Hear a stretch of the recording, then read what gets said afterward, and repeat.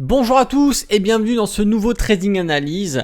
Aujourd'hui on va voir un petit peu ce qu'a fait le marché cette semaine et du coup on va regarder un petit peu ce qu'il est susceptible de faire dès demain à l'ouverture des marchés. Et puis alors encore une fois pas d'opportunité d'achat sur des actions puisque le marché a quand même un biais qui est fortement baissier. Du coup on va regarder un petit peu ce que donne le Bitcoin. C'est parti.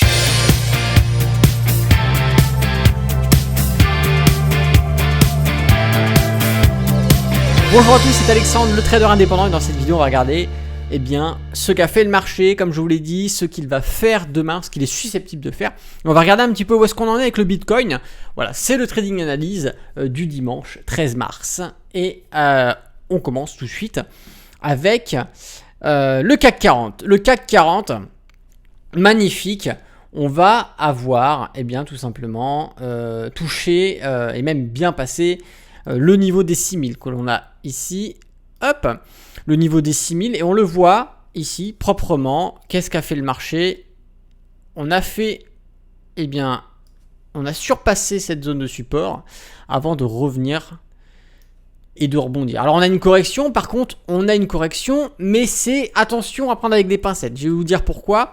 Tout simplement parce que sur ce niveau-là, on va avoir, hop, ici, le niveau intermédiaire des 6400 qui a bien fait travailler les prix déjà par le passé.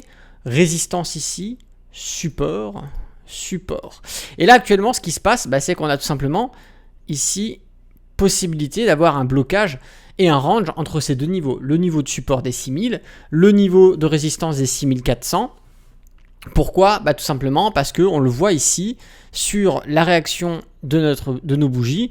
Ici on a une très très belle mèche de rejet. On le voit ici, on a une très belle mèche sur la bougie. On voit qu'ici les clôtures des bougies précédentes se sont faites bien en dessous de cette zone des 6400. Donc pour l'instant on ne peut pas passer acheteur parce qu'on serait proximité d'une résistance et le biais de toute façon est complètement baissier. Et rappelez-vous, pour revenir sur le crack qu'on avait eu début 2020, on avait cette belle baisse avec une zone de travail ici avant de reprendre une baisse. Alors je dis pas que c'est ce qui va se passer, mais la configuration fait quand même grandement penser à ce que l'on avait en début 2020. Donc voilà, il faut le prendre en compte. On va éviter tout simplement de se positionner bêtement. Pour du swing trading, tout simplement, on va chercher des points d'entrée à la baisse, ou alors on attendra d'avoir de véritables signaux de reprise haussier pour se prendre des achats. En intraday, on s'en moque, puisqu'en fonction de ce qui se passe dans la journée, on va se faire plaisir. Mais vu le contexte quand même, on va prioriser les ventes plutôt que les achats. Et pour de l'investissement long terme, alors moi j'ai acheté un petit peu sur les ETF. La zone des 6000 ici était intéressante. Moi j'avais passé des ordres d'achat déjà. Achat sur les 6000. Bon, aujourd'hui on est déjà, on avait pris plus de 4%. C'est intéressant. Ça ne veut pas dire qu'il faut faire all-in ici, puisqu'on peut très bien, on est susceptible d'aller chercher des nouveaux niveaux, sachant que la zone des 6000, on est sur le niveau de travail que l'on avait avant le flash crack de début 2020. Et donc cette zone ici, c'est tout simplement notre zone ici de support qui a permis le rebond. Alors on va partir sur le petit DAX. Le DAX a à peu près une configuration assez similaire puisqu'on va avoir ici sur les plus hauts avant crack 2020, vous voyez qu'ici on a notre niveau, je vais le mettre ici, ligne horizontale, 13 500, c'est la zone de travail et on le voit bien, ici ça a été forcément zone de résistance, zone de travail avant de devenir zone de support, effet support également. Et ici ce qui s'est passé, c'est qu'on a surpassé cette zone avant de repasser au-dessus, un peu comme le CAC 40. Et on va venir en fait travailler. Alors moi c'est surtout ces niveaux-là qui vont m'intéresser.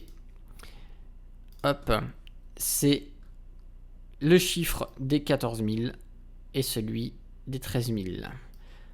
Grosso modo, on a fait ici une fausse cassure du niveau de support des 13 000, réintégration. Donc on a, comme le CAC 40, possibilité d'avoir une petite période de range avant de décider soit de reprendre un biais haussier, soit de garder le biais baissier que l'on a et d'aller chercher de nouveaux niveaux de support.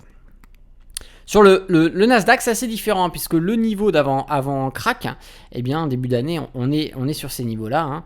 Hop, hop, et bien tout simplement, voilà, les niveaux ici, c'était le niveau à peu près, allez, on va prendre le chiffre des 10 000 que l'on avait sur ces niveaux-là.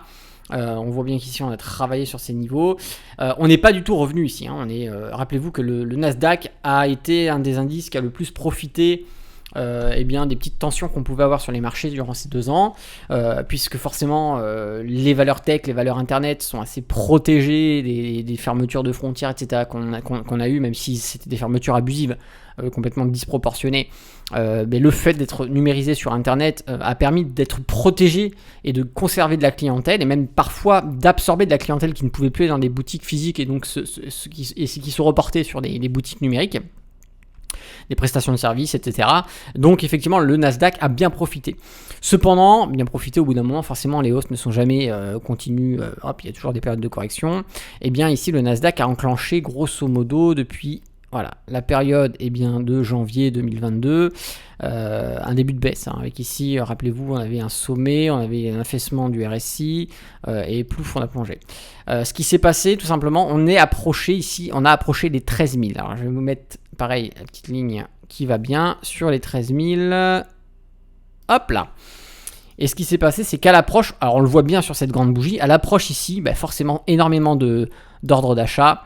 Qu'est-ce que ça a fait? Ça a fait pumper à la hausse, ici, l'indice du Nasdaq. Mais le biais étant fortement baissier, qu'est-ce qui s'est passé par la suite? On revient chercher notre niveau de support. Donc on va certainement avoir du travail qui va s'effectuer ici sur les niveaux. Il y a aussi les 14 000 que l'on a ici. Donc on peut avoir un range entre les 13 000 et les 14 000 avant de soit redécider de repartir à la hausse, ou soit de conserver notre biais baissier et d'aller chercher d'autres niveaux de support. On va avoir les 12 000, on va avoir les 11 000, on va avoir les 10 000. Donc ça va être différents niveaux sur lesquels il va falloir s'adapter et adapter ses positions.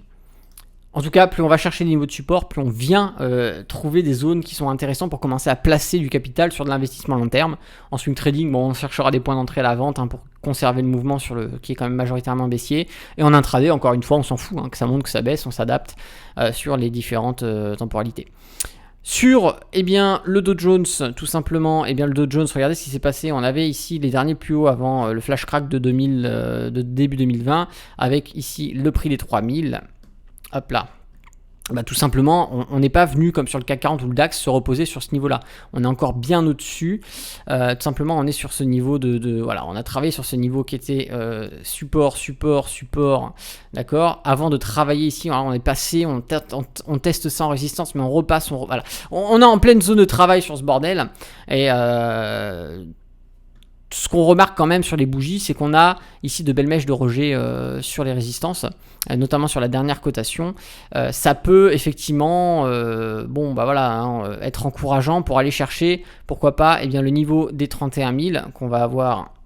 Hop, je vais vous les positionner également encore, comme ça sera plus simple. Le niveau des 31 000, voilà ici, mais également le niveau des 32 000. Voilà, de par le prix, ici, ce sont deux niveaux de support sur lesquels on peut venir avoir du travail en intraday, ou alors faire une reprise haussière en swing pour après, pourquoi pas vendre si on a une reprise ici, ou alors faire un franchissement, une accélération pour aller chercher l'autre niveau de support qu'on va avoir sur les 31 000, etc. Vous savez qu'on peut descendre de palier par palier, support par support. Donc là, encore une fois, dans le cadre d'un investissement long terme, on devient de plus en plus agressif au fur et à mesure des supports, donc on achète de plus en plus, on positionne, on positionne pas n'importe où au milieu, quand on a du capital à positionner, qu'on veut optimiser, on pose un petit peu sur les zones de support, car on peut profiter d'une meilleure optimisation. Pour le swing trading, pareil, on attend les retours, les respirations, et on rentre dans des mouvements baissiers. On va prioriser la baisse ici complètement, et en intraday, scalping, tout ce que vous voulez, on s'en fout, on s'adapte à ce qu'il va y avoir sur la journée. Et maintenant, je vous propose que l'on passe sur le Bitcoin. Je vous en avais déjà parlé, le Bitcoin, on est bloqué ici sur ces niveaux-là. Voilà, on va avoir à peu près ici sur les 45 000, une résistance. On va avoir une belle droite de tendance ici. Et en fait, actuellement, on est comme ça. Voilà. Ce qui serait bien, vous l'aurez compris, soit on casse ici notre niveau de résistance, soit on casse notre niveau de support. Moi, je serais plus sur au vu de ce que l'on a, je serais plus sur une probabilité de reprise baissière, et pour aller chercher, pourquoi pas, on va avoir le niveau des 30 000 ici, après on va avoir d'autres niveaux, on va avoir les 28 000, on va avoir les 24 000 également, même les 25 000 qui vont pouvoir donner lieu de zones de support intéressants à aller chercher si jamais on descend beaucoup plus bas.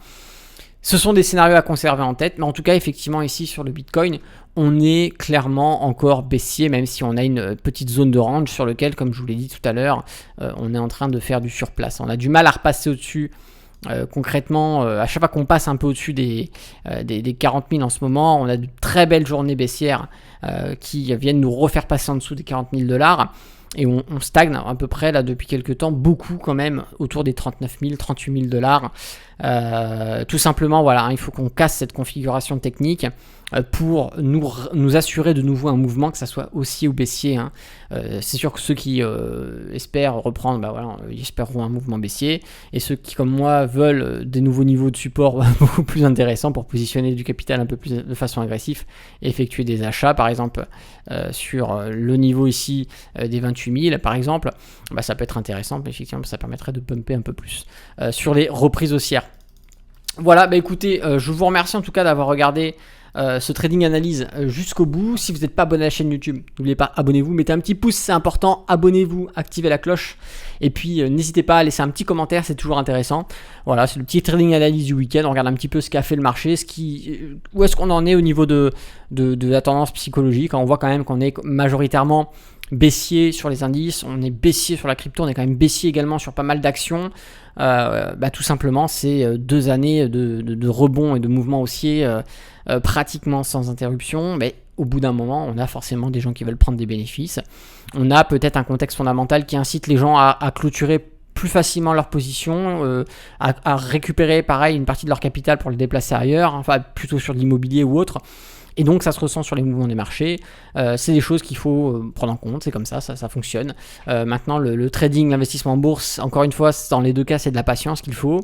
Pas de précipitation, c'est celui qui se précipite fait n'importe quoi. Ici on a de très beaux mouvements intraday, on a de très beaux mouvements baissiers en swing, on a également de grosses opportunités sur de l'investissement long terme. Donc il faut en profiter, voilà, donc c'est le petit mot de la fin. C'était Alexandre, le trader indépendant. Moi, je vous dis à bientôt dans une prochaine vidéo. Et d'ici là, tradez bien sur les marchés financiers. Ciao!